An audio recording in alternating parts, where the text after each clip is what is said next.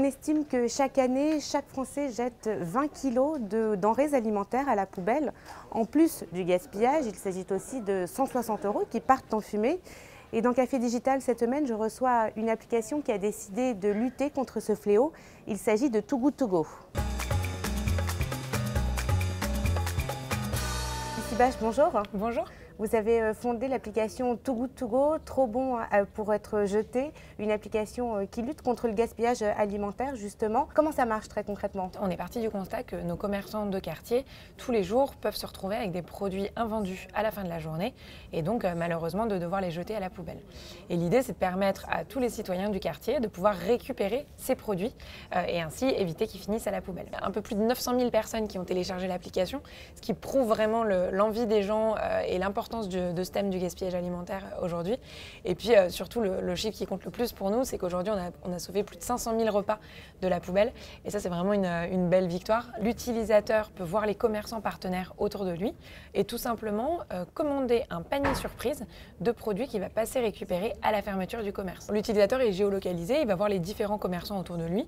On peut y avoir tout type de commerçants. Il peut y avoir des boulangeries, des pâtisseries, des épiceries, des primeurs, des marchands de sushis, des indiens. Et il va en fait choisir le restaurant qui l'intéresse pour ce soir.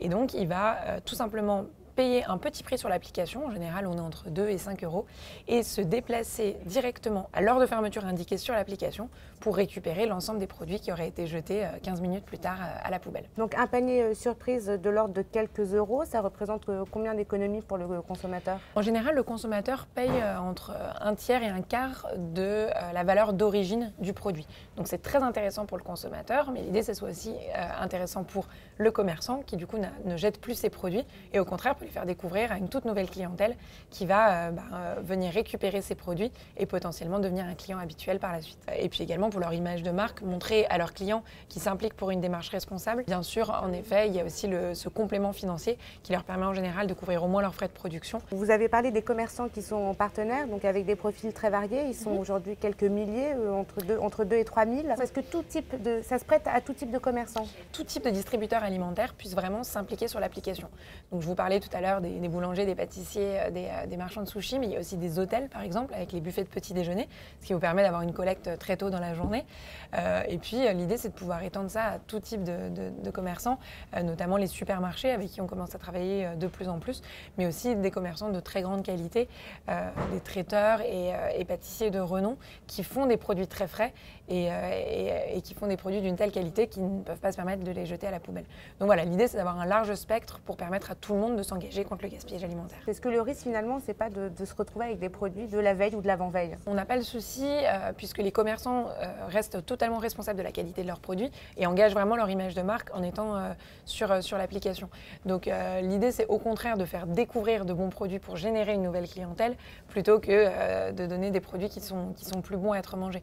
Et il faut bien comprendre que ce qu'on récupère c'est des produits qui peuvent toujours être vendus à des clients habituels. Et puis de la même manière, il y a une note après la collecte. Les utilisateurs vont noter leur commande en leur donnant un nombre d'étoiles. Et dès qu'on est en dessous de 5 étoiles, on demande un peu plus de détails, notamment sur la qualité des produits, la quantité et le service qui a été offert via l'expérience. Et côté utilisateur, quelle est la cible? Est-ce que ce sont forcément des gens qui ont des moyens limités ou sont plutôt des gens, vous ciblez les gens qui sont vraiment aux alentours des commerçants? Alors, il y a de tout. L'idée, c'est d'impliquer le citoyen de quartier qui est sensible au gaspillage alimentaire et qui est ravi de se nourrir de bons produits. Donc on va vraiment avoir des étudiants, mais aussi des personnes retraitées, des familles, des jeunes actifs. Les supermarchés avec qui vous discutez à l'heure actuelle, est-ce que ce sont des hypermarchés, ce sont des grands distributeurs? Quel est leur retour, quel est leur sentiment? Oui. Alors nous aujourd'hui on essaie de se focaliser en priorité sur la proxy, c'est-à-dire les supermarchés qui sont en centre-ville et qui ont des petits volumes d'invendus où les utilisateurs vont pouvoir venir récupérer. C'est vrai que sur les hypermarchés en général, ils arrivent à trouver plus facilement des solutions avec des associations qui peuvent venir récupérer leurs produits. Donc nous c'est assez parfait et on préfère se concentrer sur ceux qui ont des besoins justement qui n'arrivent pas forcément à trouver d'associations. Toutes les chaînes avec qui nous sommes en partenariat aujourd'hui, par exemple Carrefour, Monoprix, Biocoop, l'idée ça se développe de plus en plus en fait sur de nombreuses chaînes, à 2 pas également. On a des retours très très positifs. D'une part, tous les paniers mis en ligne sont récupérés par les utilisateurs, ce qui est vraiment un point positif et qui montre montre l'envie des utilisateurs de s'engager.